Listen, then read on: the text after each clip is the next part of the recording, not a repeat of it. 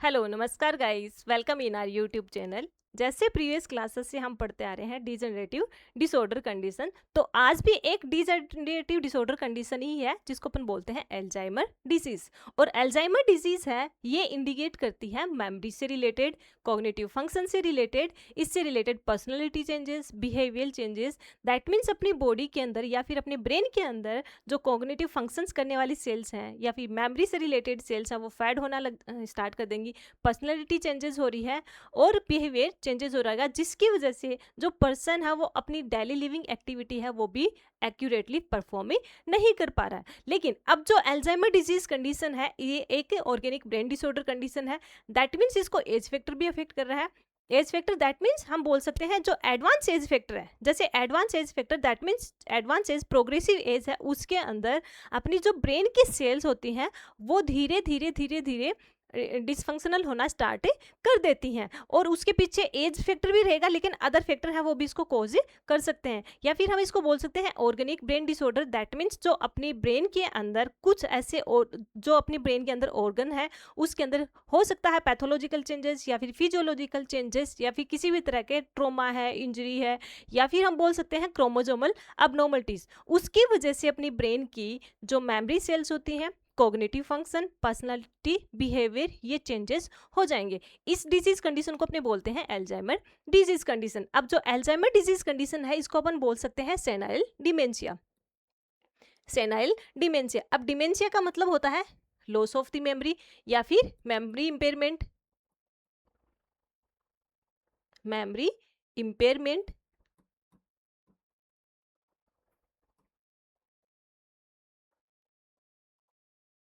Memory impairment. Senile का means होता है according to the progressive as.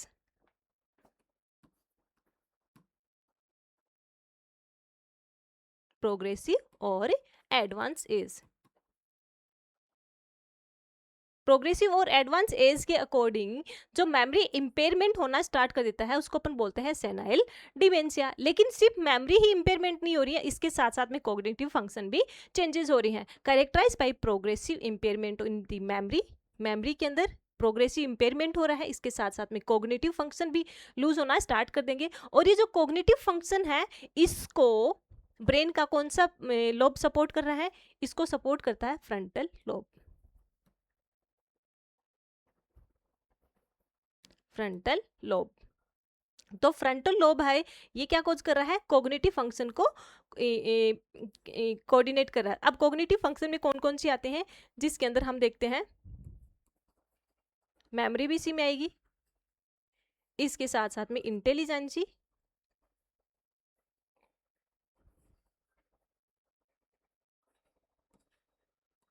Judgement, decision making power,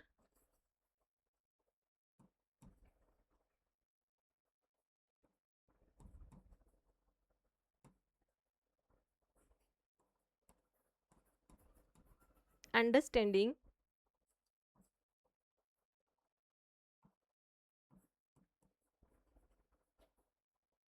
learning ability,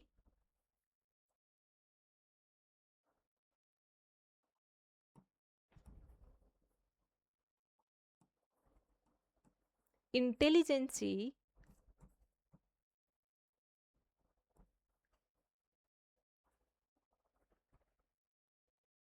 intelligence, then attention, concentration,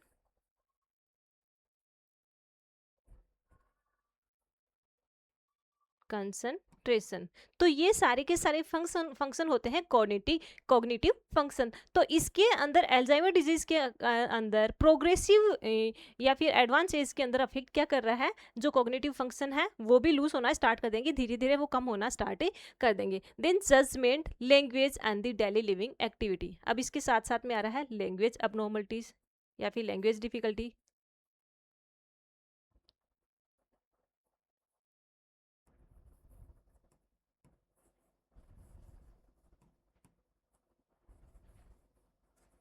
language difficulty. और अगर cognitive changes हो रहे हैं, मेमोरी चेंजेस हो रहा है, तो इसकी वजह से अफेक्ट हो रहा है पर्सन की thinking, behaviour,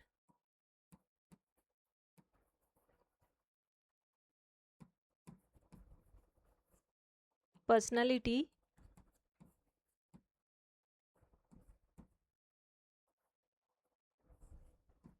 and emotion, personality and emotions. तो ये सारे के सारे हैं वो पर्सन के अंदर चेंजेस होना स्टार्ट कर देंगे। लेकिन सिर्फ इसको एज फैक्टर ही नहीं कर रहा है, ये एक ऑर्गेनिक ब्रेन डिसऑर्डर है जिसके अंदर पैथोलॉजिकल या फिर हम बोल सकते हैं physiological changes that means according to the age factor, pathological changes that means किसी भी तरह की इन्फ्लामेटरी रेस्पॉन्स हो गया है, इन्फेक्शियस प्रोसेस हो गया है, किसी भी तरह की ट्रॉमा हो रखी है, इंजरी हो रखी है, या फिर जो लाइफस्टाइल फैक्टर्स होते हैं वो भी कोज कर सकते हैं, मेटाबॉलिक डिजीज कंडीशन है वो भी इसको अफेक्ट कर सकती है। अदर इसके अंदर आता है क्रोमोजोमल अबनॉर्मलिटीज। अब जो क्रोमोजोमल अबनॉर्मलिटीज है उसके अंदर स्पेसिफिकली क्रोमोजोमल नंबर 1, 14, 19 एंड 21, ये जो 4 नंबर के क्रोमोजोम्स हैं इसके अंदर अबनॉर्मल कंडीशन हो जाएगी, जिसकी वजह से पर्सन के अंदर ये जो सारे के सारे फंक्शंस हैं वो धीरे धीरे धीरे धीरे डिसफंक्शनल होना स्टार्ट कर देंगे। और अगर ये सारे के सारे फंक्शन डिसफंक्शनल होना स्टार्ट कर रहे हैं तो जो पर्सन की डेली लिविंग एक्टिविटीज है या फिर जो डेली लाइफ है वो पर्सन की अफेक्ट होना स्टार्ट कर देगी। और अगर ये अफेक्ट हो रहा है तो पर्सन है वो क्या करेगा, अपने आप को आइसोलेट भी कर लेगा, पर्सन है वो अननेसेसरी इरिटेट भी होना स्टार्ट कर देगा। तो इस डिजीज कंडीशन को अपन बोलते हैं अल्जाइमर डिजीज। देन हम देखते हैं positive factors, causes and the risk factor. अब जैसे हमने देखा है कि क्रोमोसोम्स अफेक्ट कर रहे हैं जिसमें आता है क्रोमोसोम नंबर 1, 14, 19 एंड दी 21। इसके साथ साथ में आता है डाउन सिंड्रोम, और डाउन सिंड्रोम को हम बोलते हैं ट्राइसोमी 21, यानी जो 21 नंबर का क्रोमोसोम होता है उसके अंदर पेयर में वैसे तो 2 होते हैं लेकिन यहाँ पर ये 3 होते हैं, जो अफेक्ट कर रहा है एक क्रोमोसोमल अबनॉर्मल कंडीशन को ही कोज करेगा। और यही जो दोनों फैक्टर हैं ये कोज करते हैं फैमिली हिस्ट्री को, क्योंकि अगर क्रोमोसोमल अबनॉर्मलिटीज है तो डेफिनेटली फैमिली के अंदर भी कुछ ना कुछ तो वेरिएशन चेंजेस ही मिल जाएगा। या फिर कई बार जरूरी नहीं है कि फैमिली के अंदर भी हो, कुछ ऐसे फैक्टर्स होते हैं जैसे एक जनरेशन से दूसरे जनरेशन में भी ट्रांसफर होने के चांस रहते हैं, लेकिन इसके साथ साथ में कुछ फैक्टर भी अफेक्ट कर रहे हैं। जैसे क्रोमोसोमल अबनॉर्मल कंडीशन आ रही है तो ये दोनों फैक्टर कौन कौन सी फैक्टर अफेक्ट कर सकते हैं, जैसे ड्यूरिंग द इंट्रायूट्राइन लाइफ, यानी जो बेबी है वो इंट्रायूट्राइन लाइफ के अंदर है, यानी मदर प्रेग्नेंट है तो उस कंडीशन में मदर के वूम के अंदर जो फिटस पल रहा है, जो फिटस पल रहा है उसके अंदर अबनॉर्मल कंडीशन आ जाएंगी। लेकिन वहां पर फैक्टर क्या कॉज कर रहा है, मेटरनल फैक्टर ज्यादा अफेक्ट कर रहे हैं, जिसमें मेटरनल फैक्टर के अंदर आता है मदर का स्ट्रेस, यानी पर्सन है मदर है वो कंटिन्यूसली स्ट्रेस कंडीशन में है, स्पेसिफिकली मेंटल स्ट्रेस कंडीशन में। पर्सन है वो एंटीसाइकोटिक ड्रग ले रही है, एंटी डिप्रेसिव ड्रग ले रही है ड्यूरिंग दी प्रेगनेंसी पीरियड या फिर इंट्रानेटल पीरियड। इसके साथ साथ में पर्सन है वो अल्कोहल कंजप्शन कर रही है ड्यूरिंग दी इंट्रायूट्राइन लाइफ, या फिर जो प्रेगनेंसी पीरियड है उसके अंदर जो मदर है वो कंटिन्यूसली अल्कोहल कंजप्शन कर रही है। तो ये जो सारे के सारे फैक्टर हैं वो बच्चे को अफेक्ट करेंगे। या फिर जो मेटरनल इन्फेक्शन हो गया है, किसी भी तरह का सेप्टिसिमिया कंडीशन हो गया है या फिर टोच इन्फेक्शन हो गया है, ये सारे के सारे फैक्टर कोज करेंगे जो इंट्रायूट्राइन लाइफ के अंदर जो बेबी है उसके अंदर क्रोमोसोमल अबनॉर्मलिटीज है उसको ये कोज कर देगा। नेक्स्ट वन हम देखते हैं, यहाँ पर अदर फैक्टर है जिसको अपन बोलते हैं इंक्रीजिंग एज, और इंक्रीजिंग एज के अंदर ये क्या कोज कर रहा है, senile dementia.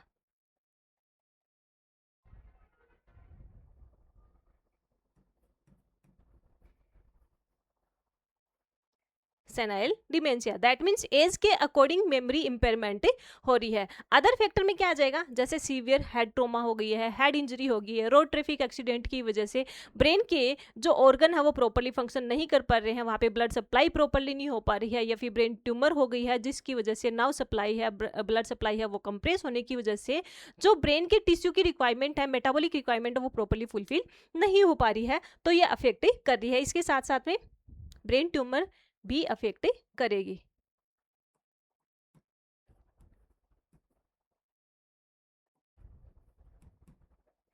Brain tumour, next CVA cerebral vascular accident, या फिर हम इसको बोलते हैं स्ट्रोक, स्ट्रोक भी इसको अफेक्ट कर रहा है।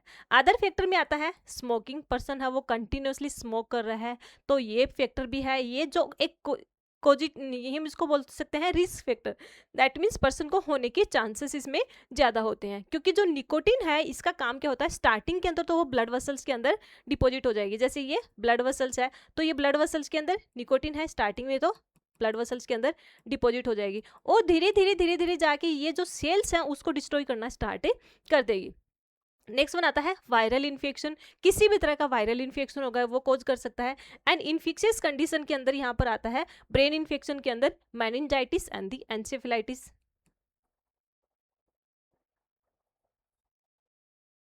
Meningitis and encephalitis.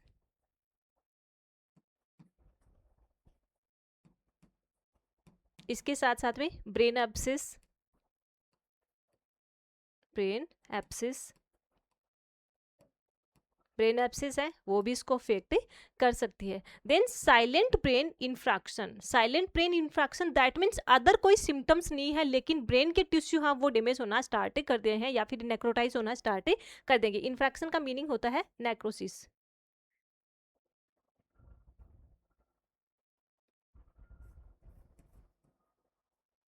नेक्रोसिस। अब ये नेक्रोसिस किसकी वजह से हो रहा है, ये मेटाबॉलिक डिजीज कंडीशन की भी वजह से भी हो सकता है, जिसमें फर्स्ट वन आता है diabetic mellitus condition, second one आता है renal disorder and third one आता है लीवर डिसऑर्डर। तो ये तीनों ही कंडीशन की वजह से ब्रेन के अंदर, जैसे हम देखते हैं रीनल डिसऑर्डर के अंदर जो यूरिक एसिड है वो ब्रेन के अंदर चला जाएगा, या फिर जो हम बोल सकते हैं जो नाइट्रोजन वेस्ट कंपोनेंट है वो ब्रेन की सेल को जाके डैमेज कर देगा। क्या है यहाँ पर, नाइट्रोजन वेस्ट कंपोनेंट, जिसमें यूरिया एंड यूरिक एसिड है। ये क्या करेंगे, वैसे तो रीनल सिस्टम है इसको अपनी बॉडी से बाहर की साइड में निकाल देती है, लेकिन किसी भी कंडीशन की वजह से अगर यहाँ पर रीनल सिस्टम प्रॉपर्ली फंक्शन नहीं कर पा रहा है तो उस कंडीशन के अंदर क्या होगा, जो नाइट्रोजन वेस्ट कंपोनेंट है वो अपने ब्लड के अंदर ही बिल्ड होना स्टार्ट कर देगा, अपनी बॉडी से बाहर की साइड में नहीं निकल पाएगा। और वही रीजन होता है कि वो सर्कुलेशन के थ्रू ब्रेन में जाएगा और जो ब्रेन की सेल है उनको इन्फेक्ट करना स्टार्ट कर देगा। और जो नाइट्रोजन वेस्ट कंपोनेंट है अगर वो डिपॉजिट हो रहे हैं ब्लड के अंदर, जिसको अपन बोलते हैं एजोटीमिया, एजोटेमिया। ये एजोटेमिया है, ये भी क्या करती है, डायरेक्टली इन्फेक्शन को कोज कर रही है। डायबिटिक मेलाइटस ऑल्सो इन्फेक्शन को कोज कर रही है। एंड लास्ट वन आता है लीवर डिसऑर्डर, जो ये अफेक्ट कर रही है हेपेटिक एनसेफेलोपैथी।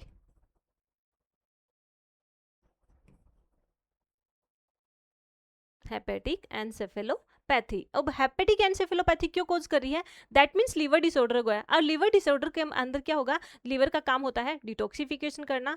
और अब ये क्या करेगा, जो ब्लड के अंदर बाइल का फॉर्मेशन, ब्लड के अंदर बाइल का लेवल बढ़ जाएगा, अभी बिलिरुबिन का लेवल बढ़ जाएगा। अगर ब्लड के अंदर बिलिरुबिन का लेवल बढ़ रहा है इसको अपन बोलते हैं हाइपर बिलिरुबिनेमिया। लेकिन वही जो बिलिरुबिन है वो ब्रेन के अंदर जाएगा और जो ब्रेन की टिश्यूज है उसको डिस्ट्रक्ट करना स्टार्ट कर देगा। अगर ब्रेन के टिश्यू डिस्ट्रक्ट हो गए हैं उस कंडीशंस में या फिर नेक्रोटाइज होना स्टार्ट कर गए हैं, उसको अपन बोलते हैं हेपेटिक एनसेफेलोपैथी, जो क्या कोज कर रहे हैं यहाँ पे, इन्फ्रैक्शन को कोज कर रहे हैं। दैट मीन्स हम बोल सकते हैं कि ऑर्गेनिक ब्रेन डिसऑर्डर है, दैट मीन्स यहाँ पर जो ऑर्गन है, ब्रेन के ऑर्गन है वो भी डैमेज होना स्टार्ट करते हैं। नेक्स्ट हम देखते हैं कोरोनरी आर्टरी डिजीज। अब coronary artery disease that means ये related to the cardiovascular system, यानी कोरोनरी आर्टरी वो आर्टरी है जो अपने हार्ट को ब्लड सप्लाई कर रही है। लेकिन किसी भी वजह से, जैसे ये कोरोनरी आर्टरी है और इस आर्टरी के अंदर कहीं पर भी प्लेग फॉर्मेशन हो गया, है, उस कंडीशंस में जो मायोकार्डियम लेयर है यानी हार्ट की जो लेयर है उसके अंदर ब्लड सप्लाई है वो कम होगा। और अगर मायोकार्डियम लेयर के अंदर ब्लड सप्लाई कम हो रहा है तो ये इफेक्ट क्या करेगा, मायोकार्डियम का काम क्या होता है, कॉन्ट्रैक्टिलिटी को मेंटेन करना, जिसकी वजह से जो हार्ट है वो ब्लड को सिस्टेमिक सर्कुलेशन के अंदर पंप कर दे। लेकिन अगर मायोकार्डियम की रिक्वायरमेंट ही फुलफिल नहीं हो पा रही है तो उस कंडीशन के अंदर क्या इफेक्ट होगा कि कार्डियक आउटपुट है वो भी कम होगा, यानी हार्ट है वो ब्लड पंप है वो कम कर पाएगा।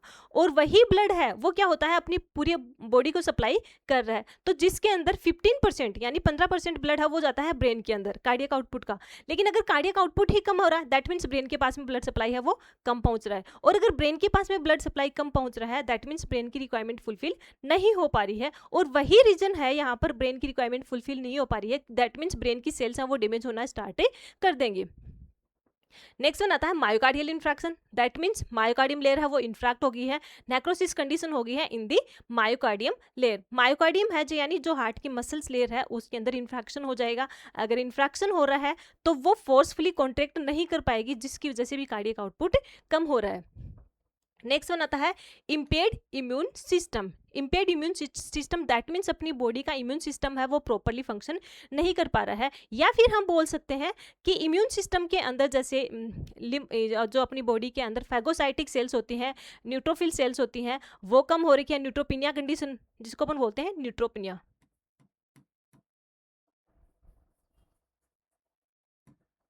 न्यूट्रोपेनिया दैट मीन्स ये न्यूट्रोपेनिया सेल कौन सी है, फैगोसाइटिक सेल, फैगोसाइटिक सेल्स या फिर फैगोसाइट्स बोल सकते हैं हम इसको, फैगोसाइटिक सेल्स हैं। तो ये जो फैगोसाइटिक सेल्स का काम क्या होता है, किसी भी वजह से अपनी बॉडी के अंदर कोई भी एंटीजन जा रहा है तो उस एंटीजन के अगेंस्ट वो फंक्शन करती है, या फिर हम बोल सकते हैं उस एंटीजन को अपनी बॉडी के अंदर एंटीबॉडी बनने से प्रिवेंट कर रही है। तो अगर यहाँ पर न्यूट्रोपिनिया, पीनिया का मतलब होता है डिक्रीज लेवल, न्यूट्रो यानी न्यूट्रोसाइट्स होती हैं, यानी WBC है, फैगोसाइट सेल्स होते हैं न्यूट्रोसाइट्स। तो जो न्यूट्रोपिनिया कंडीशन होगी यानी फैगोसाइट सेल्स ब्लड के अंदर कम हो गई है, तो वो क्या करेंगी, जो भी एंटीजन अपनी बॉडी के अंदर गया है उसके अगेंस्ट वो फंक्शन नहीं कर पाएंगी। या फिर अदर फैक्टर कर सकता है बी लिम्फोसाइट्स, बी सेल्स भी बोल सकते हैं इसको अपन, and the T sales.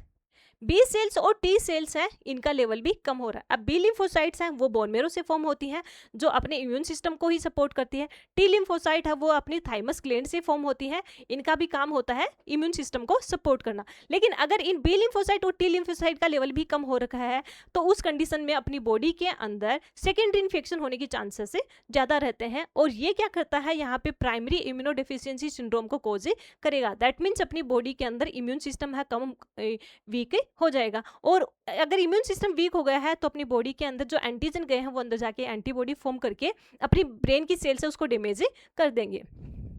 Next one आता है highly environmental exposure to the aluminium. जो एल्यूमिनियम है पर्सन है, जैसे इसके अंदर स्पेसिफिकली हम देखते हैं ऑक्यूपेशनल हजार्ड्स,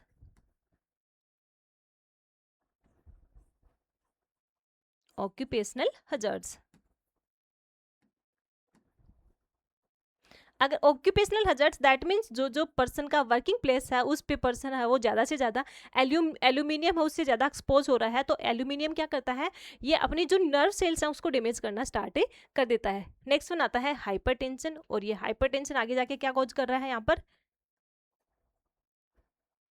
साइलेंट स्ट्रोक, या फिर हम इसको बोल सकते हैं CVA,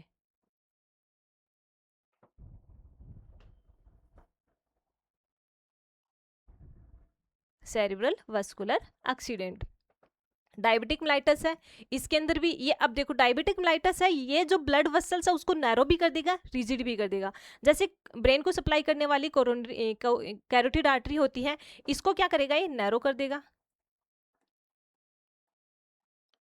क्योंकि जो पैरासाइट सेल्स होती हैं, इलास्टिक सेल्स होती हैं ब्लड वेसल्स के अंदर, उन इलास्टिक सेल को वो डैमेज कर देगा, जिसकी वजह से जो ब्लड वेसल्स है उसका ल्यूमन नैरो हो जाएगा। अगर ब्लड वेसल्स का ल्यूमन नैरो हो रहा है दैट मीन्स ब्रेन के पास में ब्लड सप्लाई है वो कम में पहुंच रहा है। सेकेंडरी क्या करता है, डायबिटीज के अंदर अपनी बॉडी से यूरिन के साथ में प्रोटीन का डिस्ट्रक्शन भी, प्रोटीन का एक्सक्रीशन भी हो रहा है, अपनी बॉडी से प्रोटीन का एक्सक्रीशन होगा विद दी यूरिन, यूरिन के साथ में प्रोटीन है वो भी अपनी बॉडी से निकल जाएगी। तो अगर प्रोटीन का लेवल कम हो रहा है तो अपना इम्यून सिस्टम है वो कॉम्प्रोमाइज हो जाएगा, और पर्सन है वो यहाँ पे वल्नरेबल कंडीशन में हो जाएगा। दैट मीन्स सेकेंडरी इन्फेक्शन होने के पर्सन को चांसेस रहेंगे, और किसी भी तरह का अगर सेकेंडरी इन्फेक्शन होगा, सच सेप्टिसीमिया कंडीशन हो गई है, तो वो जो यहाँ पे इन्फेक्शियस एजेंट है वो ब्रेन के अंदर जाके ब्रेन की जो सेल्स हैं उसको डैमेज कर देंगे।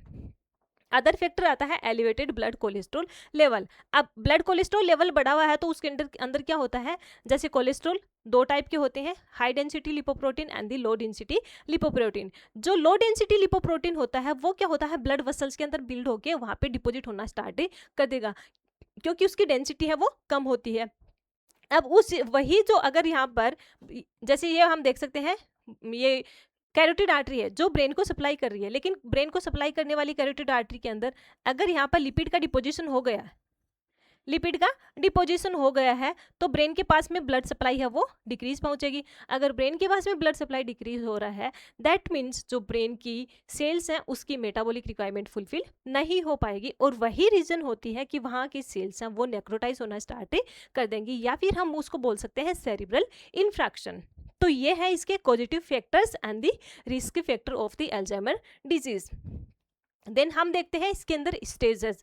अब जो स्टेजेस हैं हम किस पेस पे देखेंगे, जो कोग्निटिव फंक्शन है जो डिसफंक्शनल हो रहे हैं, क्योंकि हम देखा इसके अंदर मेमोरी चेंजेस के साथ साथ में कोग्निटिव फंक्शन भी डैमेज हो रहे हैं या फिर कोग्निटिव फंक्शन है वो भी कम हो रहे हैं। तो जो कोग्निटिव फंक्शन किस वे तक या फिर किस सीवियरिटी तक डैमेज हो रहे हैं या फिर डिसफंक्शन हो रहे हैं उसके बेस पे हम यहाँ पर देखते हैं इसका, या फिर हम इसका प्रोग्रेशन या फिर stages of the Alzheimer disease. जैसे स्टार्टिंग के अंदर जो स्टेज फर्स्ट आती है वो आती है यहाँ पर 1 to 3 ईयर्स के, क्योंकि ये प्रोग्रेसिव डिजीज कंडीशन है। दैट मीन्स ये एक दिन या फिर एक महीने में या फिर एक वीक में होने वाली डिजीज कंडीशन नहीं है, वो ग्रेजुअली होती जा रही है और प्रोग्रेस होती जा रही है। उसकी वजह से ये इसके सिम्टम्स है वो बहुत डिले ही अपीयर होते हैं। जैसे हम देखते हैं स्टेज फर्स्ट में जिसके अंदर कॉग्निटिव फंक्शन है वो नहीं हुए, दैट मीन्स जो ब्रेन की सेल्स हैं वो डैमेज नहीं हुई हैं। यहाँ पे सिर्फ और सिर्फ मेमोरी ट्रेस हो रहा है जी, यानी मेमोरी है वही धीरे धीरे कम हो रही है, लेकिन इसके अंदर वैसे कोग्निटिव फंक्शन डैमेज नहीं हो रहे हैं, ब्रेन के जो भी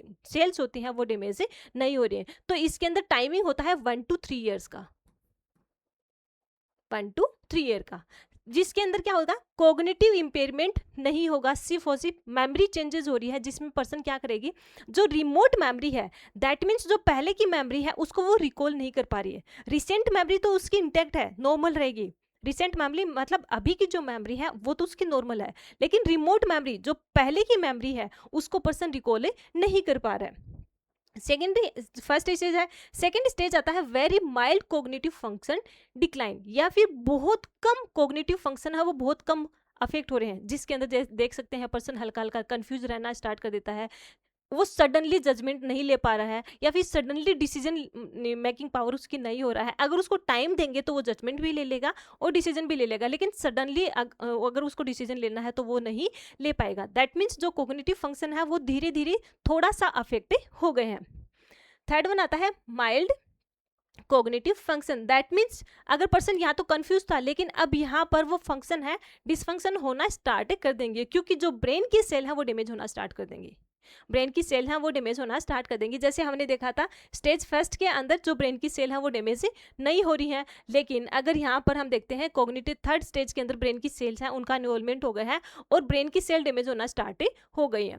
देन आता है fourth one moderate cognitive function decline. Moderate that means mild symptoms से भी ज़्यादा मॉडरेट, अब पर्सन के अंदर वो सिम्टम्स क्लियरली दिख रही हैं, पर्सन के अंदर वो सिम्टम्स क्लियरली दिख रही हैं, जिसमें उसकी जो पर्सन है वो इरिटेट भी रहना स्टार्ट कर देगा, उसके मूड स्विंग भी हो रहे हैं, उसके पर्सन की पर्सनैलिटी भी चेंज हो रही है, उसका बिहेवियर भी चेंज भी हो रहा है, उसका इमोशन भी चेंज हो रहे हैं, वो क्लियरली विजुअलाइज हो रहे हैं या फिर हम उसको अंदर देख सकते हैं। और ये जो सिम्टम्स हैं इसकी वजह से पर्सन को बहुत सारी क्राइसिस भी हो सकते हैं। इसमें क्या करेगा पर्सन है जो रिसेंट एंड रिमोट मेमोरी यानी अभी की मेमोरी और जो पहले की मेमोरी है उन दोनों को ही रिकॉल नहीं कर पा रहा है, पर्सन किसी भी तरह का कोई भी डिसीजन नहीं ले पा रहा है, कुछ नई लर्निंग एक्टिविटी है जो उसको तो जैसे जो कुछ लिखने या सीखने की एबिलिटी है वो उसकी कंप्लीटली लॉस हो चुकी है, उसकी जो आईक्यू लेवल है वो भी कम हो जाएगा। नेक्स्ट हम देखते हैं moderately severely cognitive function, that means जो प्रोग्रेशन है वो कंटिन्यूसली बढ़ता जाएगा। अब मॉडरेटली सीवियरली कोग्निटिव फंक्शन के अंदर क्या होता है, अब पर्सन है उसका कॉन्शियसनेस है वो भी चेंज होना स्टार्ट कर देगा। पर्सन का कॉन्शियसनेस है दैट मीन्स पर्सन अवेयर है या नहीं है सराउंडिंग से रिलेटेड, तो पर्सन की अवेयरनेस भी इसमें चेंज हो जाएगी। Then severe cognitive decline, that means क्या होता है पर्सन के जितने भी कोग्निटिव फंक्शन है वो सारे के सारे फंक्शन है वो डिसफंक्शनल होना स्टार्ट कर देंगे। और लास्ट के अंदर जाता है very severe cognitive function, that means ये जो दोनों स्टेज ऐसी हैं इन दोनों स्टेज के अंदर पर्सन को सिर्फ और सिर्फ हॉस्पिटल सेटिंग के अंदर ही हम मैनेज कर सकते हैं, घर पे हम उसको मैनेज नहीं कर सकते। या फिर हम क्या कर सकते हैं, 24/7 पर्सन के अंदर के साथ में 2 असिस्टेंट रहेंगे, जिसकी वजह से पर्सन की, क्योंकि यहाँ अफेक्ट क्या कर रहा है, कॉग्निटिव फंक्शन अफेक्ट कर रहे हैं, लेकिन इसके साथ साथ के अंदर जो रिजिडिटी हो रखी है, फ्लेक्सिबिलिटी, पर्सन की कंप्लीटली फ्लेक्सिबिलिटी वो लॉस हो जाएगी, पर्सन की बॉडी है वो रिजिड हो जाएगी, जिसकी वजह से वो पर्सन कोई भी किसी भी तरह की एक्टिविटी को परफॉर्म नहीं कर पा रहा है, अपने दिमाग को वैसे काम नहीं ले पा रहा है, क्योंकि कॉग्निटिव फंक्शन है वो सारे के सारे उसके डिसफंक्शन हो गए हैं। तो पर्सन को 24/7 टू असिस्टेंट की जरूरत रहती है, क्योंकि वो बिना किसी सपोर्ट के कोई भी एक्टिविटी, किसी भी तरह की एक्टिविटी को परफॉर्म नहीं कर पाता है। तो ये आती है stages in the progression of the Alzheimer disease. Next हम देखते हैं क्लिनिकल मैनिफेस्टेशन, जो हम स्टेजेस के अकॉर्डिंग ही देखते हैं। जैसे फर्स्ट स्टेज के अंदर क्या होता है, माइल्ड मेमोरी इंपेयरमेंट, मतलब बहुत कम मेमोरी है वो इम्पेयर हो रखी है, जिसमें सिर्फ और सिर्फ जो रिमोट मेमोरी है, पहले की मेमोरी है, उसको वो वापस रिगेन नहीं कर पा रहा है, रिकॉल नहीं कर पा रहा है। सेकेंड, जो अभी रिसेंट मेमोरी है उसको तो वो देख रहा है, लेकिन इसके साथ साथ में क्या होता है, पर्सन की लर्निंग एक्टिविटी, जिसमें कुछ नया सीखने की एबिलिटी होती है वो कम हो जाएगी, कुछ नया सीखने की एबिलिटी है वो कम हो जाएगी। न्यू लर्निंग डिफेक्टिव, यानी पर्सन की कुछ नया सीखने की एबिलिटी है वो कम हो जाएगी। पर्सनैलिटी चेंजेस आएंगे पर्सन के अंदर। ओकेजनल इरिटेबिलिटी, पर्सन है कोई कभी कभार ऐसे किसी ओकेजन पे इरिटेट भी हो जाएगा, अगर कुछ कुछ ऐसे हैं उसको जैसे अफेक्ट कर देंगे, कुछ ऐसे स्टिमुलाई है जो उसको अफेक्ट कर रहा है, जिसकी वजह से पर्सन है वो इरिटेट भी होना स्टार्ट कर देगा। Sadness and the delusion related to the thoughts, and person है वो सैड रहता है। पुअर वर्ड लिस्ट जनरेशन, यानी जो जो वर्ड्स की जो जनरेट करने की जो एबिलिटी होती है वो भी पर्सन की पुअर हो जाएगी। देन एनोमिया क्या मतलब क्या होता है, स्पीच डिफिकल्टी, और इसके अंदर स्पीच डिफिकल्टी, लेकिन इसके साथ साथ में क्या होता है, डिफिकल्टी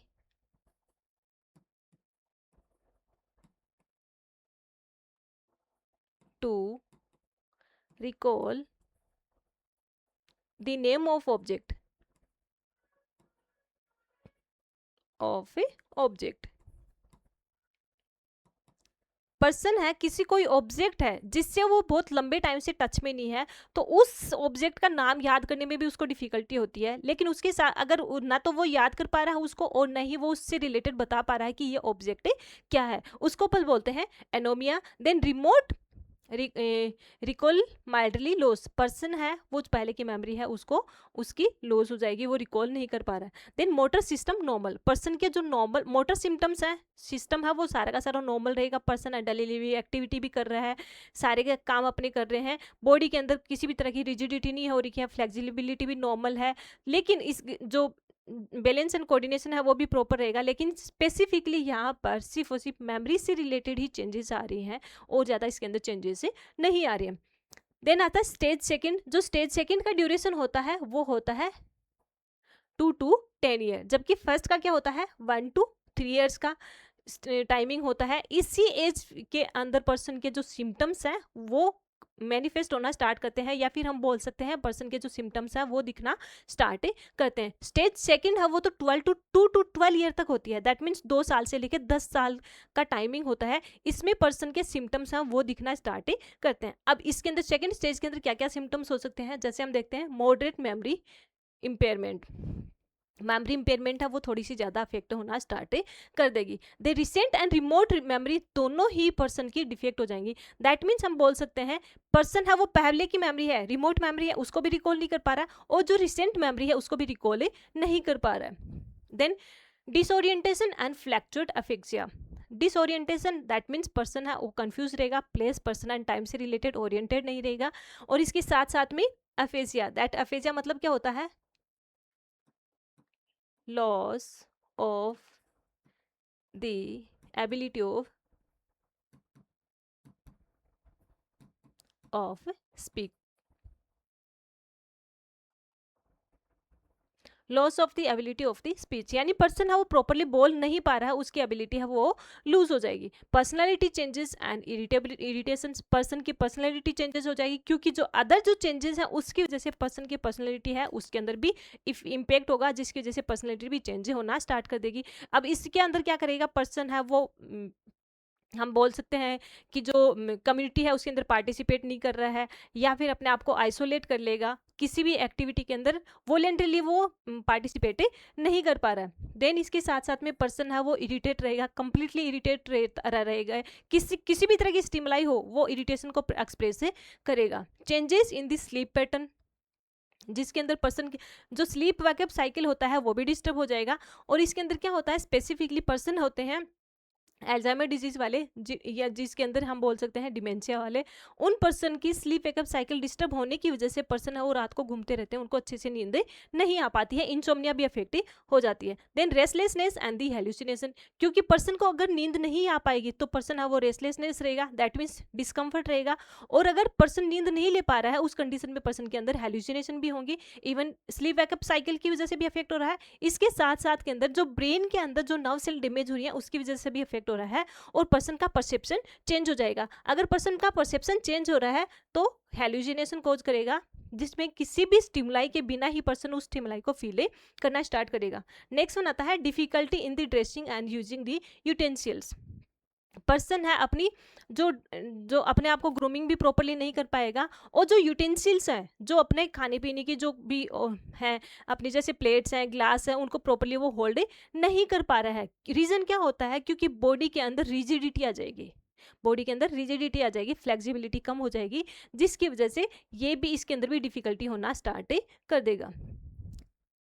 नेक्स्ट वन हम देखते हैं क्लिनिकल मैनिफेस्टेशन स्टेज 3 के अंदर। थर्ड स्टेज के अंदर हम देखते हैं क्लिनिकल मैनिफेस्टेशन, और स्टेज 3 का टाइमिंग क्या होता है, 8 to 12 ईयर का टाइमिंग होता है। इसके अंदर पर्सन के जो सिम्टम्स होते हैं वो अपीयर होना स्टार्ट करते हैं थर्ड स्टेज वाले। सबसे पहले तो हम देखते हैं इसके अंदर सीवियरली इम्पेयर्ड कॉग्निटिव फंक्शन, जो कॉग्निटिव फंक्शन है वो सीवियरली इम्पेयर्ड हो जाएंगे।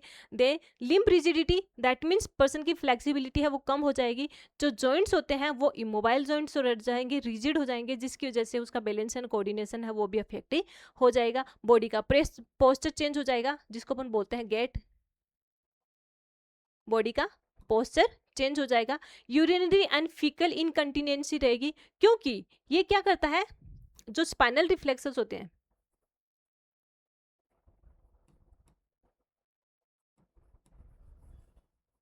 स्पाइनल रिफ्लेक्सेस हैं ये ब्रेन को कोऑर्डिनेट नहीं कर पा रहे हैं,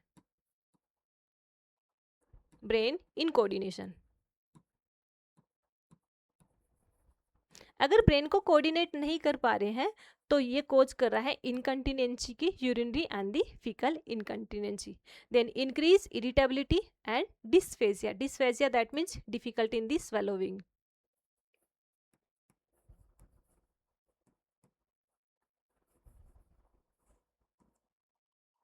in the swallowing।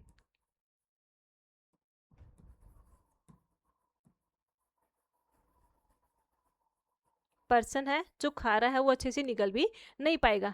अनोरेक्सिया and weight loss, anorexia that means loss of the appetite, person है उसको भूख नहीं लग पा रही है, और अगर भूख नहीं लग पा रही है उसकी वजह से पर्सन का प्रोग्रेसिव वेट लॉस होना स्टार्ट कर देगा। Then increase vulnerability to infection, क्योंकि अगर अपनी बॉडी के अंदर प्रोटीन का लेवल डिस्ट्रक्शन हो रहा है, पर्सन माल न्यूट्रिशन हो रखा है पर्सन के अंदर, क्योंकि रीजन क्या होता है, एनोरेक्सिया कंडीशन हो रखी है, पर्सन किसी भी चीज़ से रिलेटेड अवेयर नहीं है, पर्सन की पर्सनालिटी चेंजेस हो गई है, बिहेवियर चेंज हो गया है, उस इन सब कंडीशन के अंदर पर्सन है वो मोर ससेप्टेबल हो जाएगा for the secondary infection.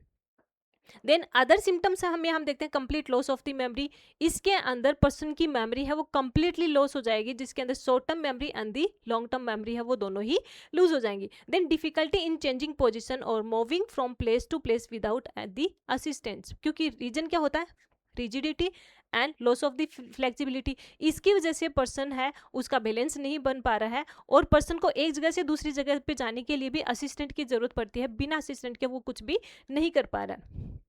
Next हम देखते हैं इसके अंदर अनरेस्पॉन्सिवनेस और दी कोमा, लास्ट के अंदर पर्सन क्या क्या हो जाएगा, जो रेस्पॉन्स है वो कंप्लीटली रेस्पॉन्स, या फिर हम बोल सकते हैं पर्सन का अवेयरनेस है वो लूज हो जाएगा, कॉन्शियसनेस है वो चेंज हो जाएगी, और लास्ट के अंदर पर्सन है वो कोमा में भी जा सकता है। तो ये तो है clinical manifestation. And next one हम देखते हैं warning sign of the Alzheimer disease. कुछ स्पेसिफिक वार्निंग साइन होते हैं, उन वार्निंग साइन के थ्रू हमें पता लग सकता है स्टार्टिंग के अंदर, अगर हमने ध्यान दे लिया है कि ये चीजें हो रही हैं, दैट मीन्स अपने ये हो सकता है, तो वो उनको अपन बोलते हैं वार्निंग साइन। डिजीज को एक्सप्रेस करने वाले कुछ सिम्टम्स या साइन होते हैं जिसको अपन बोलते हैं वार्निंग साइन। और ये वार्निंग साइन अगर हमने इनिशियल फेज के अंदर भी देख लिया है तो हम इसको मेंटेन कर सकते हैं, मैनेज कर सकते हैं, डेफिनेटली मैनेजेबल है। लेकिन अगर ये सीवियर कंडीशन में हो गए हैं, दैट मीन्स ये मैनेजेबल कंडीशन में नहीं है।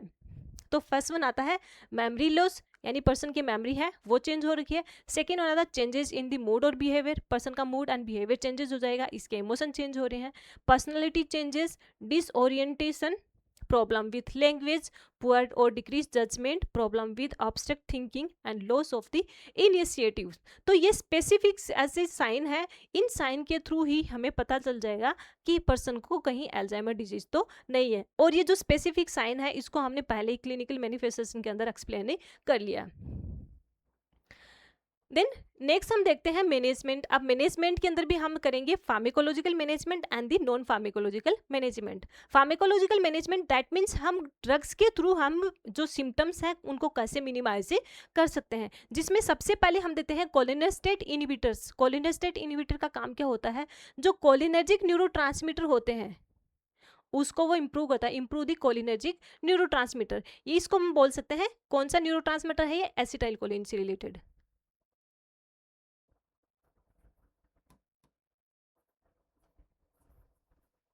एसिटाइल कोलाइन न्यूरोट्रांसमीटर है, उसको वो इम्प्रूव कर रहा है। देन सेकेंड वन आता है acetylcholine precursor and the anticholinesterase agents. Acetylcholine precursors and the anticholinesterase agents, ये क्या करते हैं, इनका काम भी होता है जो मेमोरी इंपेयरमेंट हो रही है या फिर जो कॉग्निटिव फंक्शन कम हो रहे हैं उसको वो वापस मेंटेन कर देता है, या फिर हम इसको बोल सकते हैं उसको इनहेंस करता है, कुछ वापस उसको मैनेज करने की के लिए हम देते हैं यहाँ पे एसिटाइल कोलिन प्रिक्यूर्सर्स या फिर एंटीकोलिनेस्टेट एजेंट। नेक्स्ट हम देते हैं न्यूरोलेप्टिक। अब न्यूरोलेप्टिक है, इसको अपन बोलते हैं एंटी एंजाइटिक, एंटी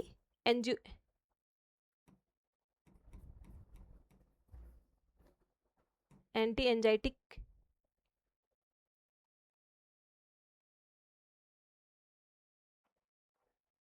या फिर एंजियोलाइटिक,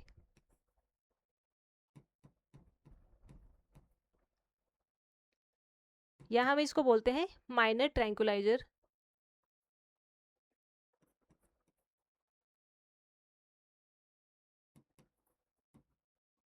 माइनर ट्रैंकुलाइजर, और इसका मेन काम क्या होता है, ये एंजाइटी, डिप्रेशन या फिर inability to the sleep. Specifically anxiety की वजह से ये एंजाइटी को कंट्रोल करता है, और अगर कंटिन्यूसली एंजाइटी है तो ये क्या कॉज कर सकती है, डिप्रेशन को भी कॉज कर सकती है, और पर्सन है उसके अंदर फियर की वजह से पर्सन है वो स्लीप भी नहीं कर पा रहा है। तो अगर हमने यहाँ पर एंटी एंजाइटी दे दी है तो ये एंटी एंजाइटी है, ये डायरेक्टली सेडेट भी करती है,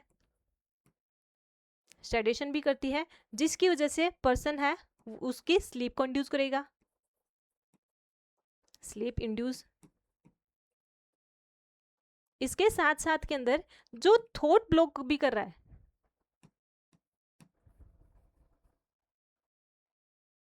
थॉट ब्लॉकिंग,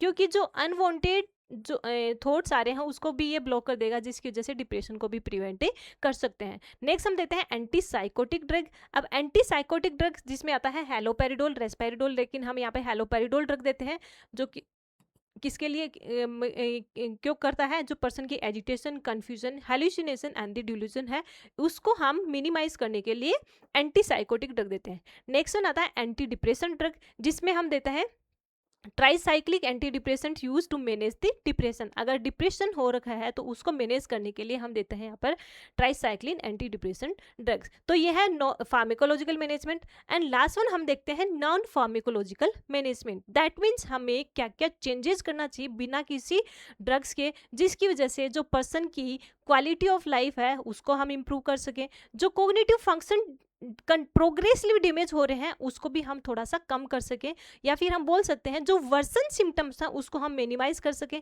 या फिर जो वर्सन सिम्टम्स होने से हम पर्सन को प्रिवेंट कर सकें। जैसे सबसे पहले तो हम क्या करेंगे, एनवायरमेंटल मैनिपुलेशन।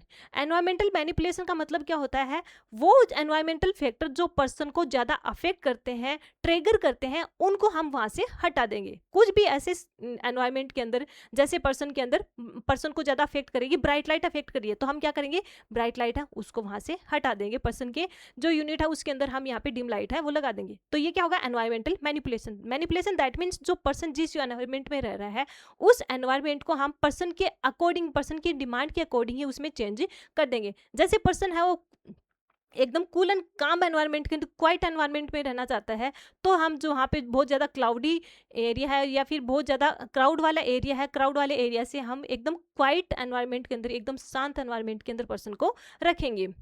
तो उसको अपन बोलते हैं एनवायरमेंटल मैनिपुलेशन।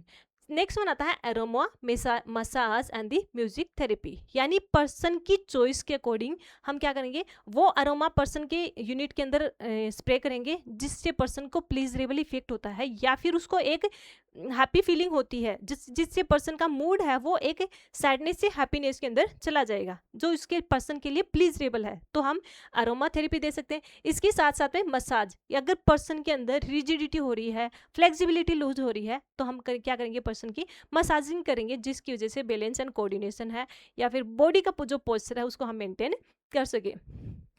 पर्सन के माइंड को रिलैक्स करने के लिए हम पर्सन को पर्सन के अकॉर्डिंग, जो पर्सन का इंटरेस्ट है या फिर जो पर्सन जिस तरह की म्यूजिक सुनना चाहते हैं वो हम पर्सन को म्यूजिक सुनाएंगे बहुत कम साउंड के साथ में, क्योंकि लाउड साउंड है वो पेशेंट बिल्कुल भी टॉलरेट नहीं करता है, और उस कंडीशंस में वो क्या करेगा, जो इरिटेशन है उसको एक्सप्रेस करेगा। तो उसकी इरिटेबिलिटी को कम करने के लिए हम यहाँ पर लो साउंड के अंदर पर्सन को म्यूजिक थेरेपी देते हैं। देन बिहेवियर मैनेजमेंट, पर्सन है उसके बिहेवियर को भी हम मैनेजमेंट करेंगे।